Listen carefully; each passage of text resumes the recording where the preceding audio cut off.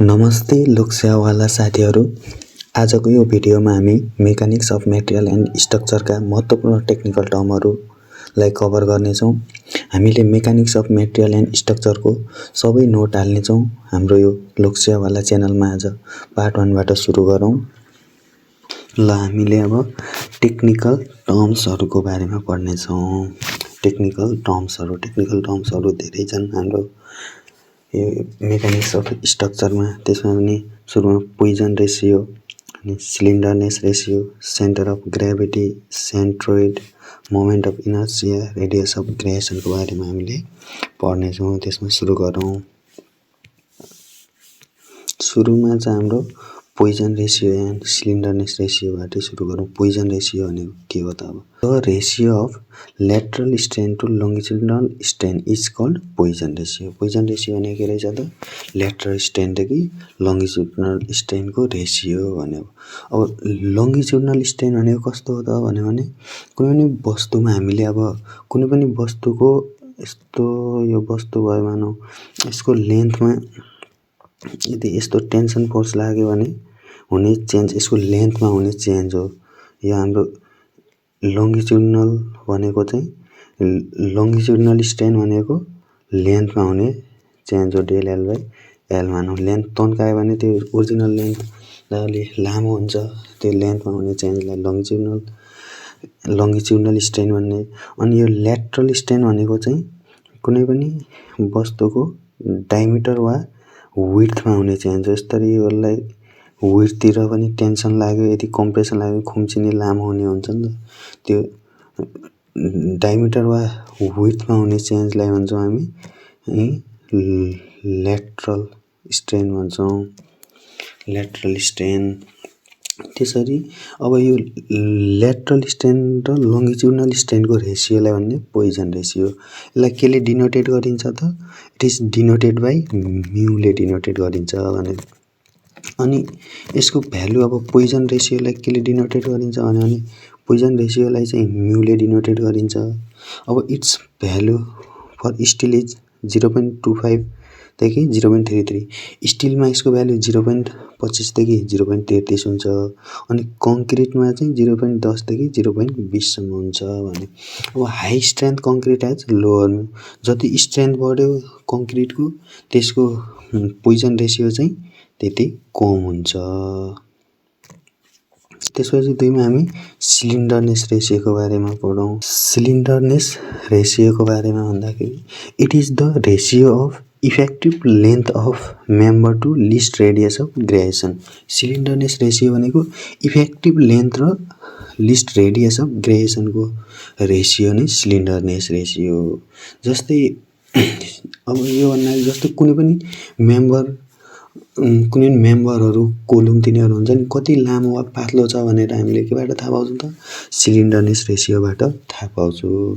अब सिलिन्डरनेस रेसियोलाई ल्याम्डाले डिनोटेड गरिन्छ। सिलिन्डरनेस रेसियोको फर्मुला के हो त? Effective length upon list radius of Grayson. Effective length भनेको त इफेक्टिभ लेन्थ निकाल्ने हामीलाई त्यो इरुलर्स फर्मुलाबाट हामीले थाहा पाउँछौँ इफेक्टिभ लेन्थ।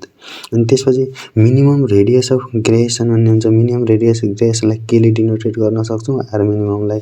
अनि यसको हुन्छ moment of inertia. Minimum moment of inertia open area cross sectional area under root हुन्छ यसको फर्मुला चाहिँ। अब त्यसपछि load condition maximum slenderness ratio कति हुन्छ भन्ने छ। सबभन्दा पहिला डेड लोड र सुपर इम्पोज लोड लाग्यो भने चाहिँ slenderness ratio maximum slenderness ratio 180 हुन्छ। डेड लोड भनेको कस्तो खाले हो त? यो चाहिँ पोजिसन र म्याग्निट्युड समयअनुसार चेन्ज हुँदैन कि कुनै पनि वस्तुको त्यसको स्थान र परिमाण समयअनुसार चेन्ज हुँदैन, त्यस्तो डेड लोड हो।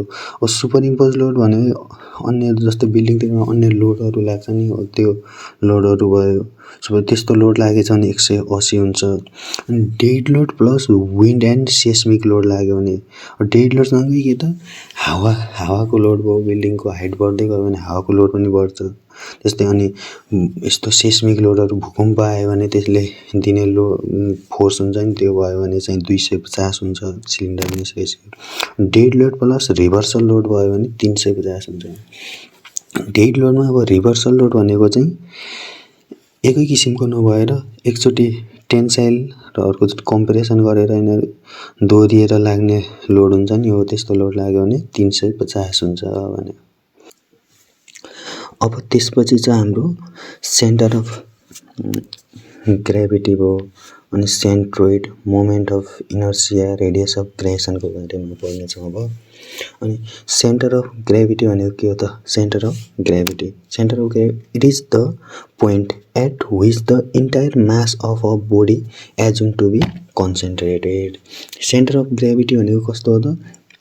यो एउटा यस्तो पोइन्ट हो होइन जहाँ चाहिँ पुरै मास केन्द्रित भएको मानिन्छ, सबै बडीको मास चाहिँ त्यहीँ लागेको छ भन्ने मान्छौँ हामी सेन्टर अफ ग्रेभिटीमा। त्यसपछि every body has one and only one centre of gravity भन्यो, सबै बडीहरूको एक र एक मात्रै सेन्टर अफ ग्रेभिटी हुन्छ भन्यो। त्यसपछि चाहिँ in structural engineering earthquake load is assume to be pass through the CG भन्यो। हाम्रो इन्जिनियरिङमा चाहिँ अर्थक्वेकबाट जुन लोड लाग्छ नि त्यो लोड चाहिँ सेन्टर अफ ग्रेभिटीबाट पास हुन्छ भन्ने मानिन्छ। अनि it is depend on density and distribution of mass. हाम्रो सिजी केमा डिपेन्ड गर्छ त? डेन्सिटी र मासको डिस्ट्रिब्युसनमा डिपेन्ड गर्छ भन्यो। त्यसपछि चाहिँ अर्को छ हाम्रो सेन्ट्रोइड। सेन्ट्रोइड भनेको के हो त? It is the point at which the entire area of a plane figure is assume to be concentrated भन्यो।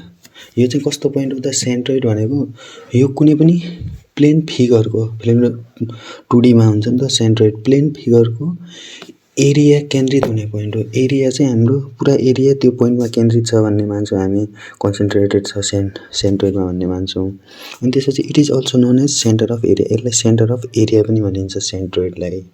त्यसपछि it depends on geometric shape and area, यो चाहिँ सेप र एरियामा डिपेन्ड हुने भयो सेन्ट्रोइड। मोमेन्ट अफ इनर्सिया भनेको के हो त? अब बुझौँ। It is the property of a physical body that describe its resistance to rotational motion about an axis of rotation भन्यो। के हो त मोमेन्ट अफ इनर्सिया भनेको? कुनै पनि एक्सिसको आधारमा होइन, about axis of rotation, axis of रोटेसनको वरिपरि भनौँ त्यसको आधारमा रोटेसनल मोसनले कतिको रेसिस्ट गर्न सक्छ त भन्ने कुराले बुझाउँछ यो हाम्रो मोमेन्ट अफ इनर्सियाले। कुनै पनि एक्सिसको आधारमा अब रोटेसनल मोमेन्ट कतिको रेसिस्ट गरिरहेको छ भन्ने कुरालाई बुझाउने हो। अनि त्यसपछि it is also known as rotational inertia, angular mass. यसलाई चाहिँ रोटेसनल इनर्सिया पनि भनिन्छ, एङ्गुलर मास पनि भनिन्छ भन्यो। त्यसपछि चाहिँ it is use to determine the bending stress and torque. यसलाई चाहिँ यो चाहिँ हामी बेन्डिङ स्ट्रेस र टोर्क डिटरमाइन गर्नको लागि यो युज हुन्छ मोमेन्ट अफ इनर्सिया। अनि it depends on the mass, shape, size and axis of rotation. यो हाम्रो मोमेन्ट अफ इनर्सिया केमा डिपेन्ड गर्छ त भन्दाखेरि मासमा पनि गर्ने भयो, सेपमा पनि गर्ने भयो, साइज भयो अनि एक्सिस अफ रोटेसनमा। त्यसपछि it is denoted by I, यसलाई आईले सङ्केत गर्न डिनोटेट गर्न सकिन्छ। मोमेन्ट अफ इनर्सियाको फर्मुला छ। मोमेन्ट अफ इनर्सियाको फर्मुला के हुन्छ? I equal to summation mass into रेडियसको स्क्वायर भनेर गर्न सक्छ। मोमेन्ट अफ इनर्सिया अब ट्रायङ्गल रेक्टेङ्गलको फरक हुन्छ नि त, त्यसरी पढ्न सकिन्छ फर्मुला। अब रेडियस अफ ग्रेजुएसन छ अर्को हाम्रो। रेडियस अफ ग्रेजुएसन भनेको के हो त?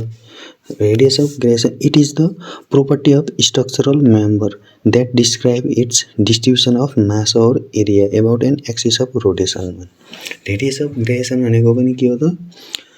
कुनै पनि एक्सिसको वरिपरि होइन को आधारमा अब मास और एरियाको डिस्ट्रिब्युसन कसरी हुन्छ त भन्ने कुराहरूलाई यसले बुझाउँछ, रेडियस अफ ग्रेजुएसनले बुझाउँछ। हाम्रो कुनै पनि एबाउट एक्सिस अफ रोटेसनको आधारमा distribution of mass or area कसरी डिस्ट्रिब्युट भइरहेको छ भन्ने कुरालाई बुझाउने भयो हाम्रो रेडियस अफ ग्रेजुएसनले। अनि it is use to determine the stability of structural member. कुनै पनि स्ट्रक्चरल मेम्बरको स्टेबिलिटी डिटरमाइन गर्नलाई युज हुन्छ भने it depends on the distribution of mass and axis of rotation. यो चाहिँ मासको डिस्ट्रिब्युसन र एक्सिस अफ रोटेसनमा डिपेन्ड हुन्छ। यसलाई चाहिँ केले डिनोटेट गर्न सकिन्छ radius of gyration? R minimum भनेर पनि लेखेको हुन्छ यसलाई होइन, आर मिनिमम भनेर पनि डिनोटेड गरेको हुन्छ। अब radius of gyration K equal to के हुन्छ त moment of inertia upon cross sectional area under root अनि अब आई मिनिमम लिया हुन्छ I minimum radius of gyration हुन्छ। आज हामीले पार्ट 1 मा 6 वटा महत्त्वपूर्ण टपिक छलफल गऱ्यौँ। अब अर्को भिडियो पार्ट 2 मा यस्तै अन्य स्ट्रक्चरका महत्त्वपूर्ण टपिक ल्याउनेछौँ। यस्ता अन्य लोकसेवा तयारी भिडियो लोकसेवा सर्ट नोट नछुटाउन लोकसेवावालालाई सब्सक्राइब गरिराख्नु होला। धन्यवाद।